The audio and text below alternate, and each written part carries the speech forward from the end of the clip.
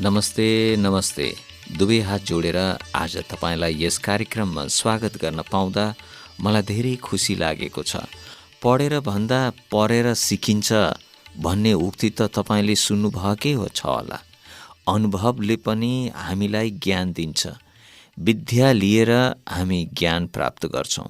अहिलेको समयमा ज्ञानको ठूलो महत्त्व छ। ज्ञानका स्रोत दुईवटा छन्। आज यही महत्त्वपूर्ण विषयलाई लिएर हामी कुराकानी गर्नेछौँ। म तपाईँको आफ्नै भाइ र अहिले तपाईँ सुन्दै हुनुहुन्छ बिलिभर चर्च समुदायको तर्फबाट प्रस्तुत तपाईँको आफ्नै नौलो नेपाली प्रस्तुति आत्मिक यात्रा।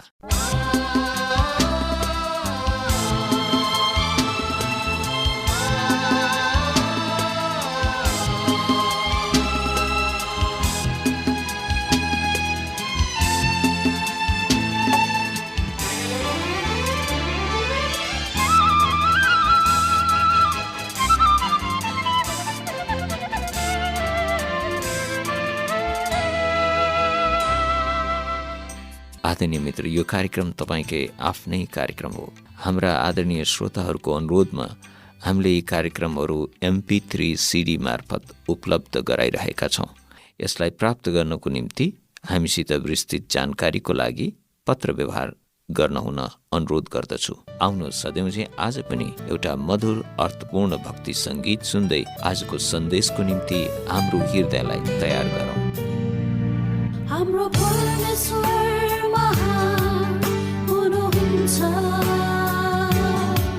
स्वर्ग सिंहासन पृथ्वी पाउँदा हाम्रो परमेश्वर महान हुनुहुन्छ। स्वर्ग सिंहासन पृथ्वी पाउँदा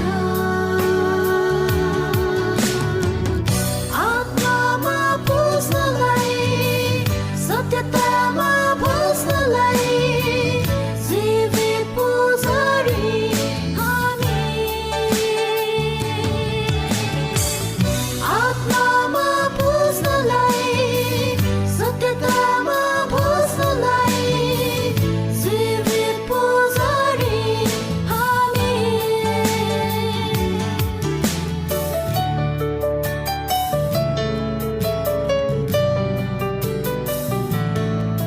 तपाईं हाम्रो परमेश्वर हामी प्रजा। तपाईं हाम्रो दुलहा हामी दुल्ही। तपाईं हाम्रो परमेश्वर हामी प्रजा। तपाईं हाम्रो दुलहा हामी दुल्ही।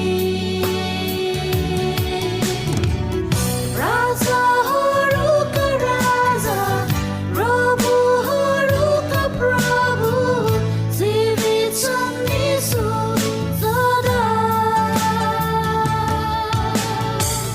राजाहरूका राजा प्रभुहरूका प्रभु जीवित छन् यीशु सदा।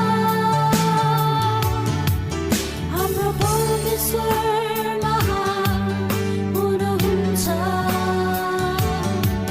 स्वर्ग सिंहासन पृथ्वी पाउँदा हाम्रो परमेश्वर महान हुनुहुन्छ। स्वर्ग सिंहासन पृथ्वी पाउँदा। परमेश्वरको वचनले ज्ञानको विषयमा यसो भन्छ, परमेश्वरको भय ज्ञानको सुरुवात हो। परमेश्वरको भय मान्नु भनेको उहाँसँग डराउनु, उहाँबाट लुक्न खोज्नु होइन।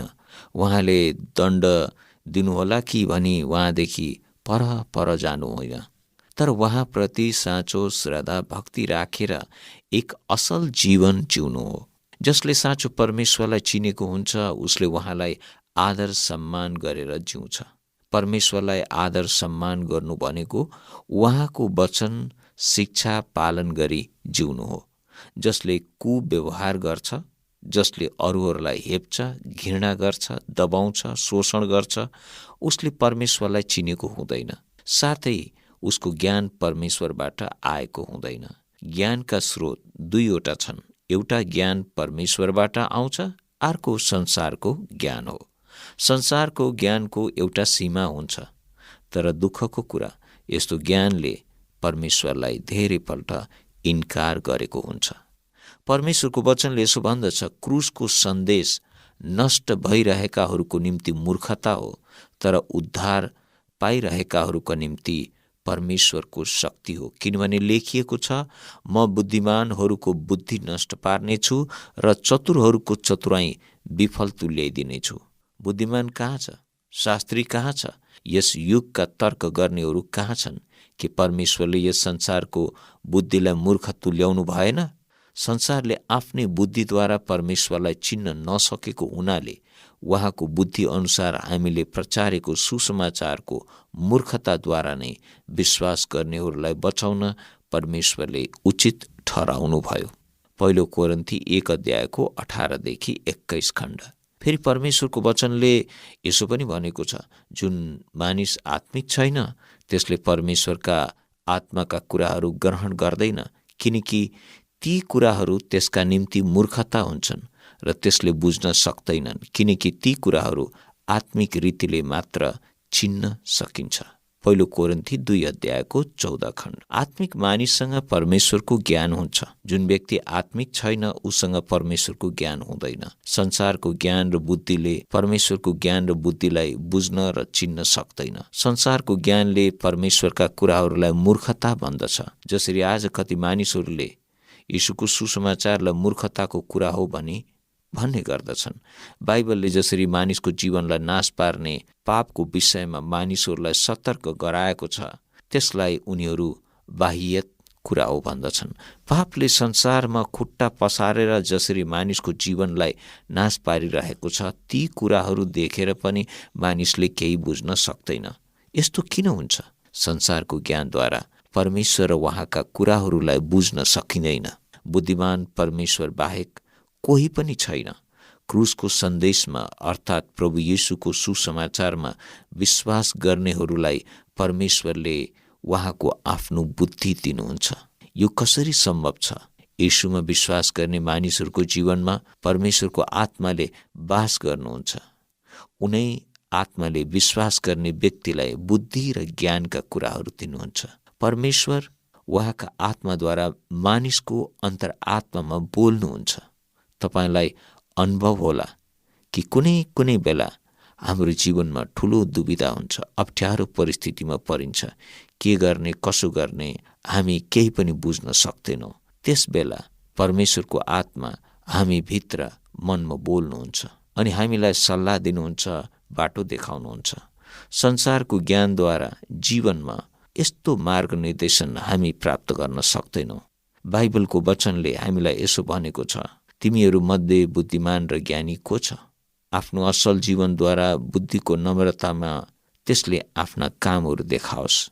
तर यदि तिमीहरूका हृदयमा कटु ईर्ष्या र स्वार्थ अभिलाषा छन् भने यी कुराहरूमा अभिमान नगर र सत्यतालाई झुटा नबनाऊ। यो बुद्धि स्वर्गबाट आउने बुद्धि होइन, तर यो त सांसारिक, अनात्मिक र शैतानिक हो। किनकि जहाँ डाहा र स्वार्थपूर्ण अभिलाषा हुन्छ त्यहाँ भाँड भैलो र हरेक किसिमको भ्रष्ट काम हुन्छ। तर जुन बुद्धि स्वर्गबाट आउँछ त्यो पहिले शुद्ध हुन्छ, तब शान्तिप्रिय, कोमल, विचारशील, कृपापूर्ण र असल फलले भरिएको, पक्षपात रहित र कपट रहित हुन्छ। याकोब 3:13-17 खण्ड भर्खरै मैले पाठ गरेँ। यो कुरा स्पष्ट बुझ्न सकिन्छ। बुद्धिमान र समझदार मानिसले त्यसको प्रमाण देखाउनु पर्छ। उसले असल जीवनद्वारा बुद्धिको नम्रतामा आफ्ना कामहरू देखाउनु पर्छ। असल कामहरू उसको जीवनमा देखिनु पर्छ। बुद्धिमान मानिस नम्र पनि हुनुपर्छ। मानिसको बुद्धिले कहिलेकाहीँ सेखी र अहङ्कार गर्न प्रेरित गर्छ, तर परमेश्वरबाट आएको ज्ञानले मानिसलाई विनम्र बनाउँछ। परमेश्वरबाट बुद्धि प्राप्त गरेको व्यक्तिले आफ्नो स्वार्थका निम्ति काम गर्दैन, उसले अरूको भलाइलाई पनि ध्यान दिन्छ। यदि कुनै व्यक्तिले आफूलाई बुद्धिमान सम्झन्छ तर अरूको भलाइ गर्दैन भने उसले आफ्नो ज्ञानलाई झुटा तुल्याउँछ। जसरी पानी चाखेर हामी त्यसको मूललाई चिन्न सक्छौं, त्यसरी नै जीवनको व्यवहार र फल वा कामद्वारा मानिसलाई चिन्न सक्छौं। जुन मानिस आत्मिक छ, जुन मानिसले परमेश्वरबाट ज्ञान र बुद्धि पाएको छ, उसको पहिलो गुण नम्रता हुन्छ। तर सांसारिक वा स्वाभाविक बुद्धि प्राप्त गरेको मानिसको मन स्वार्थ र ईर्ष्याले भरेको हुन्छ। यस्तो बुद्धि र ज्ञान विनाशकारी हुन्छ।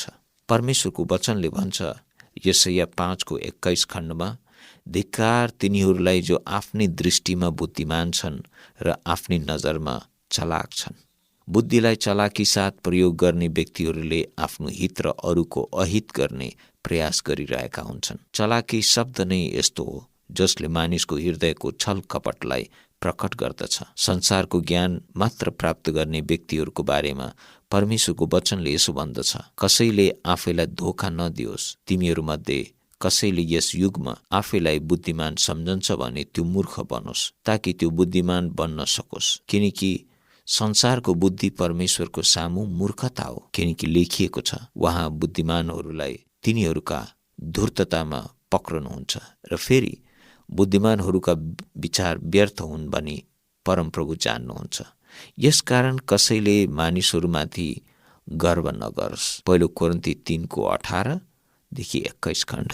मानिसले आफूलाई बुद्धिमान ठानेर पनि चलाकी धूर्तता गर्छ भने ऊ सधैँ मूर्ख मानिस हो। परमेश्वरको वचनले यही कुरा हामीलाई बताएको छ। मेरो आवाज सुनिरहनुभएका प्रिय मित्र, के तपाईँले परमेश्वरबाट आउने ज्ञान प्राप्त गर्नु भएको छ? संसारको ज्ञान एक दिन नष्ट भएर जानेछ। परमेश्वरको ज्ञानले हामीलाई सही मार्गमा अघि बढाउँछ। यो ज्ञान कहिले पनि नष्ट भएर जाने छैन, बरु झन झन नयाँ हुँदै जानेछ। संसारका बुद्धिमानहरूलाई शर्ममा पार्न परमेश्वरले संसारका मूर्ख कुराहरूलाई छान्नुभयो। शक्तिशालीलाई शर्ममा पार्न परमेश्वरले संसारका निर्बल कुराहरूलाई छान्नुभयो। परमेश्वरले दिनुहुने ज्ञान प्राप्त गर्नुहोस्। तपाईको जीवन धन्यको हुनेछ। तपाईको जीवनमा परमेश्वरको आशीर्वाद रहोस्। याद गर्नुहोस् प्रिय मित्र, यो जुन जीवन छ, यो जीवन तपाईको हो। तपाईको हातमा छ यो जीवन, र यस जीवनको निम्ति असल कुरा रोज्ने, चाहने, खोज्ने यो असल कुरा हो। आज तपाईले आफ्नो जीवनको निम्ति एउटा निर्णय लिन सक्नुहुन्छ, रोजाइ गर्न सक्नुहुन्छ, र यो तपाईको आफ्नै जीवनको लागि सौभाग्य हो, वरदान हो, अनि तपाईको निम्ति एउटा रोज्न पाउने अवसर पनि हो। जीवन तपाईको हो। आफ्नो जीवनको निम्ति असल कुरा रोज्नुहोस्।